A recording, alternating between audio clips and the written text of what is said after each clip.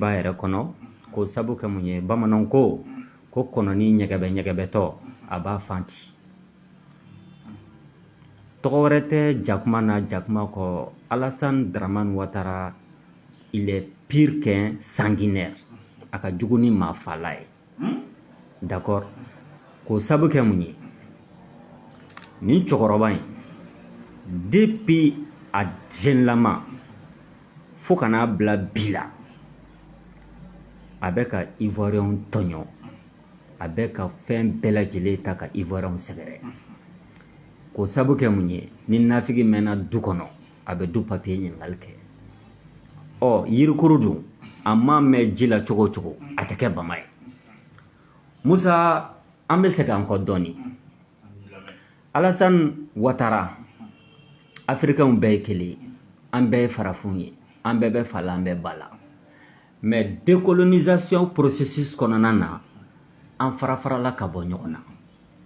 o ye jamanaw créé n'a bɛ fɔ o ma Mali Burkina Côte d'Ivoire Niger Nigeria Ghana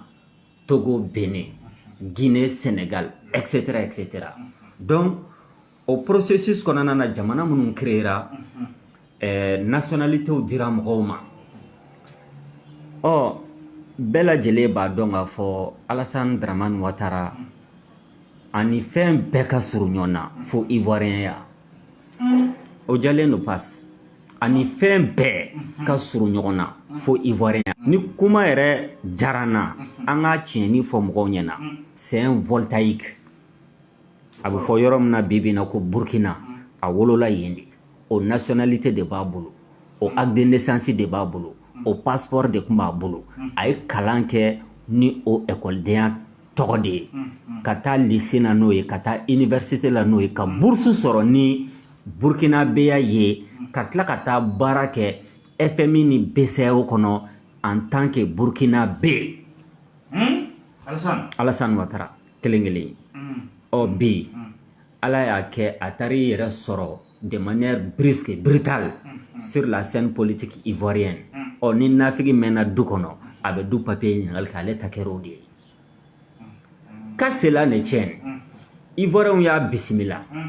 k'a ladon k'a lamɔ k'a k'u dɔ ye k'a don u sogo n'u golo cɛ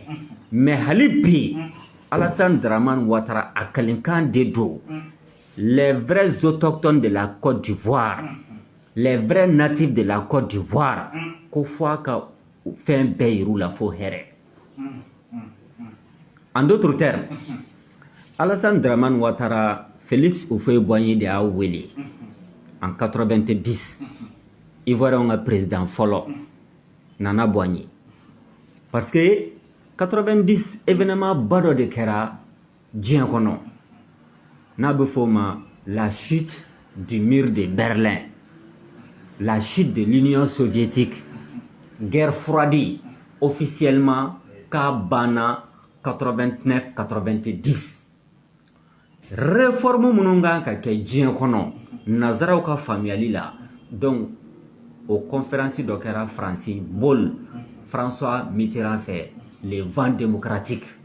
les réformes politiques i n'a fɔ an bɛ combat mun na bi 30 ans plus tard Afrique kɔnɔ souveraineté indépendance partenariat stratégique an t'o kɛlɛw la bi wa donc 30 ans en arrière kɛlɛ minnu tun wulila diɲɛ kɔnɔ o ye ko démocratie multipartisme o y'a sɔrɔ Houphouët-Boigny ka parti PDCI o dɔrɔn de tun ye parti unique ye Laurent Gbagbo ale tun ye opposant historique ye Houphouët la mais a tun bɛ exil la donc a seginna ka na multipartisme instauré Côte d'Ivoire à partir de 1990 walasa ka Côte d'Ivoire sɔrɔ ka yiriwa ka réforme don a kɔnɔ d'accord donc Houphouët-Boigny ye Alassane Dramane ka expertise de wele a y'a ka expérience de wele parce que qualitéw b'a la minnu b'a to a bɛ se ka institution économique ani réforme économique ta selon la vision de FMI et Banque mondiale parce que au cadre ba kun don français pas kelen kelen fɔlɔ Alassane Dramane de tun ka signature b'a kan en tant que gouverneur de la BCEAO on a fait des années et des années an bɛ ka CFA dun Alassane Dramane Ouattara de kun ka signature bi franc CFA kan donc il faut y'a wele de k'a kana Côte d'Ivoire sɔrɔ k'a restructurer o y'a sɔrɔ Ivoire sɔrɔ pratiquement a bɛ duguma a ma wele ko Ivoirien do a ma wele ko leader politique do a welela en tant qu'expert et spécialiste de l'économie il faut ka sɔrɔ ka a nommé comme premier ministre il faut y'a nommé premier ministre 90 kana bila 93 là donc carte séjour ma fɔlɔ mun y'a ta ka dunanw sɛgɛrɛ Côte d'Ivoire cɛ tɛ muso tɛ Alassane Dramane Ouattara de do hali u bɛ kɛlɛ mun na kɛlɛ mun balaw mun la Côte d'Ivoire dunan ni jatigi a jubaju ni Alassane Dramane Ouattara sen bɔ a la tɔ b'a tɛ a yɛrɛ ye janfakɔlɔ mun se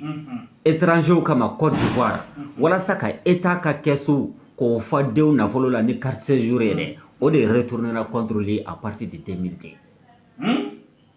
ma fɔlɔ mun ye coup d'état ka tentative de coup d'état ta ka Côte d'Ivoire sɛgɛrɛ cɛ tɛ muso tɛ Alassane Dramane Ouattara de do jɔn y'o fɔ an ye Laurent Dona Fologo secrétaire général du PDCI mais dalu b'a bɛɛ la Laurent Dona Fologo ale ye o fɔ i ka ministre kɔrɔ ye o fɔ i ka député kɔrɔ do PDCI RDA o woroba dɔ do pendant des années et des années a ye interview dɔ kɛ a bɛ YouTube kan a bɛ Facebook kan a bɛ TikTok kan Laurent Dona Fologo ko u fɔ i sale Alassane Dramane Ouattara ale wele en tant que premier ministre ka taa ka so depuis 21h fo 2h du matin a y'a fɔ a ɲɛna ko k'a ka fɛɛrɛ bɛɛ lajɛlen tigɛ walasa constitution ka falen ale Alassane Dramane Ouattara ka kɛ u fɔ i ka héritier constitutionnel ye ni président Laurent Dona Fologo n sɛbɛkɔrɔ tɛ la constitution est sacrée anw tɛ se ka constitution falen parce que ni constitution falela o ye violation de ye donc ne ka position ye mun ye ni président sara assemblée président o de bɛ kɛ a ka intérim ye Philippe Yassé o fɔ ye compagnon de lutte de ye u ye kɛlɛ kɛ ɲɔgɔn fɛ RDA kɔnɔ ka indépendance ta k'a di Côte d'Ivoire ma Philippe Yassé de kun ye Sénat président ye o Philippe Yassé kelen kelen o fana tilala o de ni Alassane Dramane Ouattara bɛ bɛnbɛn bɛɛ la walasa ni président sara donc premier ministre ka kɛ président assemblée président kana k'a ye donc maa fɔlɔ min y'a tante Côte d'Ivoire kɔnɔ d'accord yirikuru mun n'a mɛnna bama na ji la k'ale ye bama ye o ye Alassane Dramane Ouattara de ye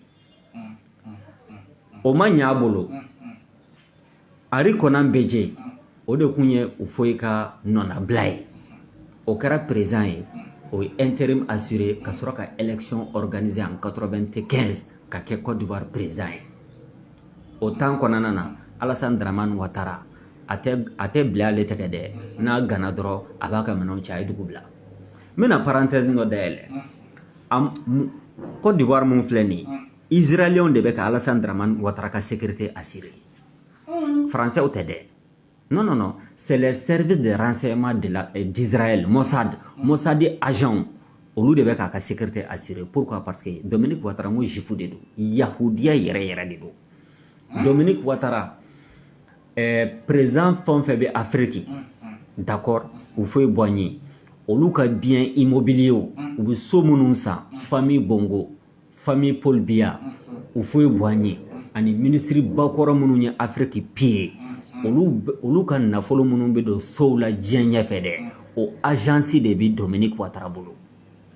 donc Dominique Ouattara ye pièce maîtresse de ye Alassane Dramane Ouattara ka carrière politique la dɔw yɛrɛ kun ko u fɔ bɔ an ye ka sunkuru de kun don tan don dɔrɔmɛ kelen t'a jɛ donc voilà un couple diabolique un couple maléfique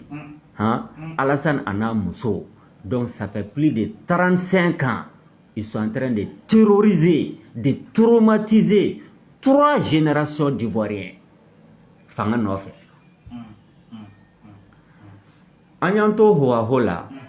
denmisɛnninw nana wuli 99 ka coup d'état kɛ mɔgɔ mun kun bɛ a ka coup d'état ɲɛma 99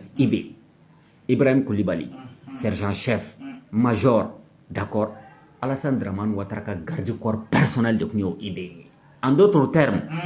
jeune minnu ye coup d'état fɔlɔ kɛ Côte d'Ivoire de toute son histoire a bɛɛ lajɛlen Alassane Dramane Ouattara ka denmisɛnninw ye à qui profite le crime très important donc o y'a permettre a seginna tuguni sur la scène politique n bɛna parenthèse filanan dayɛlɛ depuis a wolola a bɛ walifɛn suɲɛ de la a ye wali jamana suɲɛ ka tila ka wali parti suɲɛ RDR Rassemblement des Républicains Alassane Dramane Ouattara ka parti tɛ o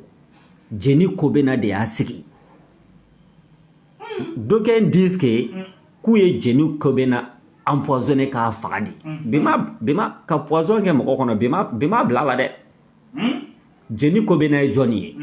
jeni ko bena kun ye RDA cadre ba dɔ de a kɛra ministre ye multipartisme sigilen Côte d'Ivoire à partir de 90 a fana y'a ka parti créé parce qu'il avait le franc-parler d'accord donc jeni ko bena ka sɔrɔ ka bɔ PDCI la o fo ye bɔ ka parti la k'a yɛrɛ ka parti sigi RDR ani FPI Laurent Gbagbo ka parti kɔrɔ olu de kun bɛ alliance kɛ dans l'opposition face à PDCI donc a ye fɛn dɔ de kɛ RDR la a fɔ de ma ko OPA économistes bɛɛ b'o dɔn opération publique d'achat ka walifɛn bɔsi a tigi la diyagoya ko se b'i ye donc a ye wali parti suɲɛ sisan a ye wali jamana suɲɛ maintenant rébellion nana wuli mais avant ça Ari Konan Bédié ko le ou et le et Ari Konan Bédié de o de Côte d'Ivoire constitution la mun kama parce que a b'a dɔn très bien Alassane Dramane Ouattara tɛ ivoirien ivoirien b'a dɔn fana ko ivoirien tɛ dunan de do a mɛnna wali du kɔnɔ a bɛ ka wali du papier ɲini donc o ka sɔrɔ k'a fɔ i fa ani ba olu fana ka kɛ ivoirien d'origine ye olu ka wolo Côte d'Ivoire e yɛrɛ tɛ ivoirien ye yara e fa ni ba kɔni kuma tɛ fɔ yen nɔ au débat de wulila Côte d'Ivoire de 95 d'accord jusqu'au coup d'état de 99 coup d'état kɛlen Alassane Dramane Ouattara ka déclaration dɔ bɛ yen a b'a soutenir ko coup d'état mun kɛra Ari Konan Bédié la k'a ɲɛna très bien ko coup d'état dɔw dabɔra de walasa ka démocratie yɛrɛ redresser n'o wulila Mali nɔfɛ bi ka wuli Burkina nɔfɛ bi ka wuli Niger nɔfɛ bi ko a bɛ force d'attente wuli ka taa dɔw agresser ka embargo sigi dɔw kan d'accord ka tila ka mercenaires bila ka dɔw ka jamana attaquer d'accord ka tila ka terroristes fana financer d'accord dans le Sahel Alassane Dramane Ouattara est le sorcier du terrorisme dans le Sahel à rapport bora la Côte d'Ivoire est sur la liste noire des pays qui blanchissent l'argent du terrorisme dans le monde. Taïrouba de rapport Mali de Burkina de Niger de oh mon blanchiment d'argent au profit du terrorisme et non que terrorisme financier John ne ka financer hali mata monsieur mero la bella jele ba donc a fokala mateo d'accord donc anana coup d'état kele Robert Gueye au fanako attention moi je suis ivoirien un fa wolola ba wolola mais nin kamaleni dunando boro jatemene balido anana klegan drendre fe en faso konana na abse ka ke ministre parce que papa ou faut yo ke abse ka ke député mais présaya attention la Côte d'Ivoire n'a pas intérêt à ce que ninga kanga présaya au fana blocage kanye au de là mais ce qui présenté aux élections ala ke aux élections kerako Laurent Gbagbo gagné na mais Alassane Dramane Ouattara jogo kelemba la ha fisri wale odo fisri wale a prix Nobel Moussa abseka de Alassane Dramane Ouattara ma munkama Ari Konan Bédié ko kete ka candidat sango ikata election Robert Gueye ko iteke candidat sango ikata election Laurent Gbagbo ko pour l'intérêt supérieur de la Côte d'Ivoire, pour la paix et la réconciliation nationale, constitution a bikini papier ta ka fali wala sa Alassane Dramane Ouattara nationalité ka dama pour le permettre à quelques candidats à l'élection présidentielle là bi aller au tigla mo de genga bolisika mamu nyera kera sababu yaye ka eke ivoirien qui ke liste électorale ka tla qui permettait qui bi se qui présenter président non fait légalement et légitimement ale kera sababu ya de ko tigi toko effacer ka bolisika yera wolo Laurent Gbagbo fisiri wale abete moka c'est un ingrat vis-à-vis de Laurent Gbagbo, c'est un ingrat vis-à-vis de la Côte d'Ivoire et c'est un traître à la cause africaine. Ado. Donc, 2010, a connu soutien montaga rebelle ou sévère. Menda et mentikila Zakaria Kone. Aka dozoba, oba kerefe alibi. O yɛrɛ da de y'a fɔ diɲɛ bɛɛ lajɛlen ɲɛna k'olu ye mugu ni kisɛ ta cɛ tɛ muso tɛ olu y'a ta walasa ka Alassane Dramane Ouattara de dɛmɛ ka Côte d'Ivoire silamɛw ni chrétiens ka juguyanifin ɲɛngoya bɛsɛngɔniya k'u kɔ don ɲɔgɔn na k'u fara fara cɛ tɛ muso tɛ Alassane Dramane Ouattara de don k'a ta 1960 fo 90 kana bila 2000 la kana bila 2010 la mɔgɔ si ma mɛn ko Côte d'Ivoire a bɛ fɔ ninnu ma ko nordisiw ko sudisiw ko chrétiens ko silamɛw ko julaw ko bawlew a kuma ma deli ka mɛn Côte d'Ivoire kɔnɔ a ma deli ka mɛn mais depuis ale nana premier ministre la 90 Musa a ye carte séjour nati o waati de mɔgɔw commencera k'a dɔn ko jaja dunanw bɛ Côte d'Ivoire. Donc, Alassane Dramane Ouattara ka carrière politique a basé sur la victimisation. On est islamé de. Au-delà, chrétiens nous ont fait que Côte d'Ivoire présent. Voilà ça, la communauté musulmane, Côte d'Ivoire islamo, qu'on nous manipule, qu'on instrumentaliser à des fins politiques.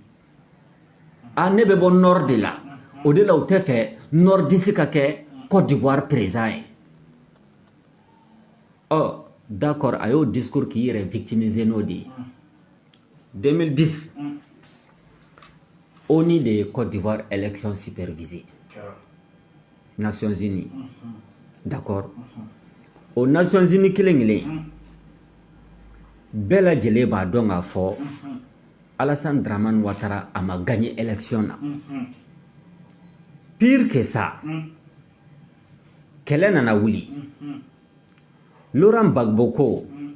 nsona recomptage des voix fanabe an ka segin voix ka kala o y'a sɔrɔ Côte d'Ivoire électeur fanba jama fanba bi voter yɔrɔ mun na o be rebelles ka contrôle bolo les forces nouvelles avec les Guillaume Soro les Zakaria les Ouattao les Chérif Ousmane donc nord tumbu bolo kele armée fana kumbu bolo donc olu yɛrɛ ka Côte d'Ivoire ka Alassane dɛmɛ ani Nations Unies ka dɛmɛ ani opération licorne o mun bɛ français bolo Côte d'Ivoire ni élément nun bɛɛ de farala ɲɔgɔn kan ka élection kɛ maintenant u y'a essayé sisan k'u bɛ élection truquée de malgré que Gbagbo a remporté les élections ONU nana certifié ka bɔ k'a fɔ ko Ado de gagné crise post-électorale 3000 personnes. 3000 personnes sara. Ma fla be nyona. Aw ye kele mene ka sestri ka bolo siri. D'accord, ko blakata CPI la. 100 ans. CPI ye fesse bela jele ke ka bampeo ko non lié Laurent Gbagbo a jelendo pass a jaba jelendo ni koina. O John Tora Sisa. Alassane Dramane Ouattara te. Autre problème pour la paix et la réconciliation nationale. Bella Djele Faralaka, alliance de Koumani parti de PDCI, RHDP, Rassemblement des Oufouitis. Au accord politique Kouyemouye, Premier ministre, obédi Force Nouvelle Ouma, Vice-président, obédi PDCI, Président à l'ère Alassane Dramane Ouattara. D'accord? Donc, il y a un accord de violé, donc premier mandat. Mais la parenthèse de est très important. Alassane Dramane mun da an Malien kan maa si ma dan kan mais mɔgɔw y'a ka ko dɔn 2020 kɔnɔna de la o 2012 ATT Bénin